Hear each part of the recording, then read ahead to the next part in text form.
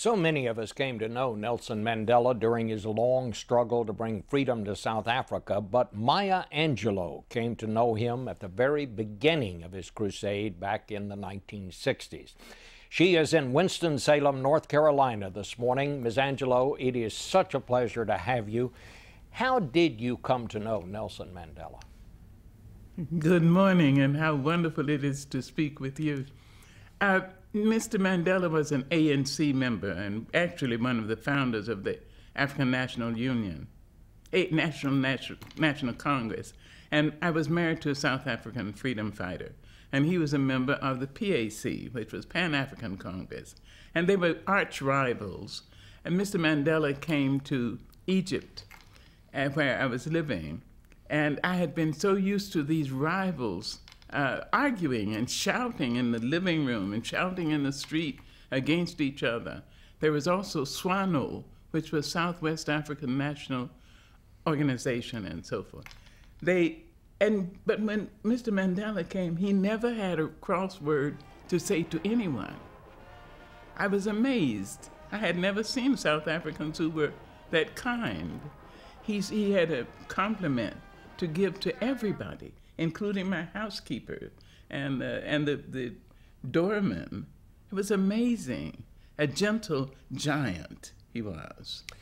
You know, you have written a wonderful poem celebrating his life and his passing. The State Department has put it out on a video. I want to ask you about it, how this came about, but let me just play just a short clip of the beginning of this poem, if you'll listen with me. Thank you. The news came on the wings of a wind, reluctant to carry its burden. Nelson Mandela's day is done. The news expected and still unwelcome reached us in the United States, and suddenly our world became somber. Our skies were leadened. His day is done. Now, we're going to close our broadcast this morning with your poem, Ms. Angelou, but I wanted to ask you, how did you come to write this? How did this come about, and when did you do it? Thank you. The State Department, persons from the State Department telephoned me when he was very sick about a year and a half ago, and they asked if I would write a poem, or write a tribute to him from my people, from the American people. And I said yes. I wrote it, but I also had to agree that I would not even speak about it or release it until 48 hours after he was actually dead, and I agreed. So I did it, and I sent it to them and to the State Department. The State Department sent a crew down, and I recorded it.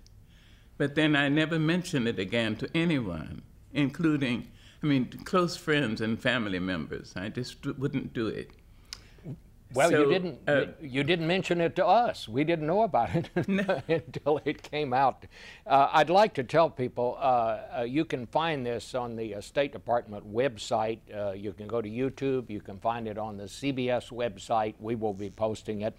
It is called His Day is Done, and we're going to close the broadcast, as I said just a second ago, with your poem. It is such a wonderful piece of work. What did Nelson Mandela mean to you? Well, Mr. Schaefer, I think that, I know that with the attitudes and the anger in South Africa after apartheid, had there been no Mandela, we would see the blood running in the street, because apartheid was so brutal and the people were so angry. The black people were so angry and the white people felt so guilty. Until Nelson Mandela, released from prison, came out smiling and holding hands with whites and holding white babies and saying, this is a time for friendship. This is about South Africa, not about Xhosa or Zulu or Shona or Boer.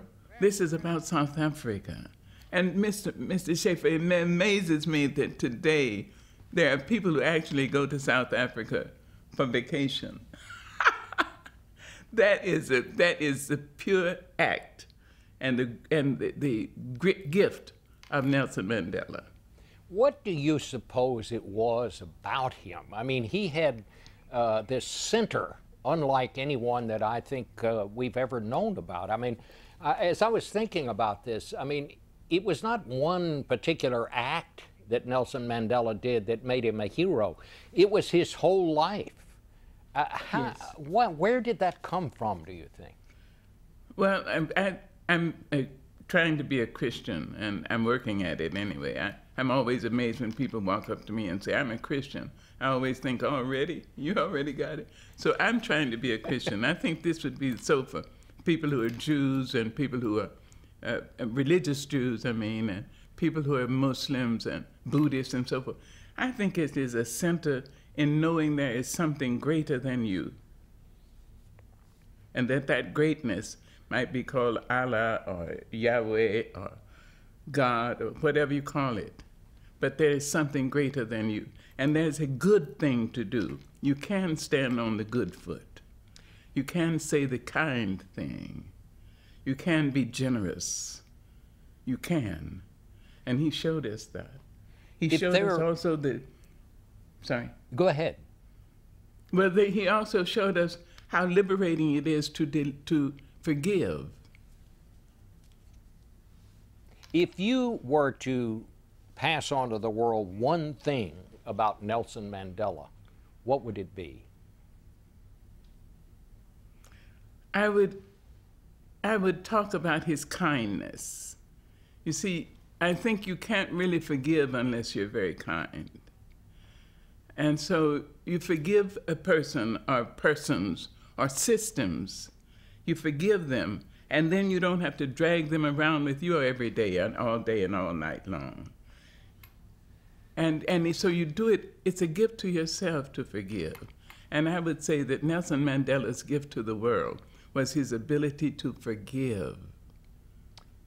We will play your poem at the conclusion of our broadcast. Maya Angelou, it is always a pleasure, may I say an honor, to have you with us this morning. I thank you so much, and I've been so excited to speak to you. Thank you very much. Thank you.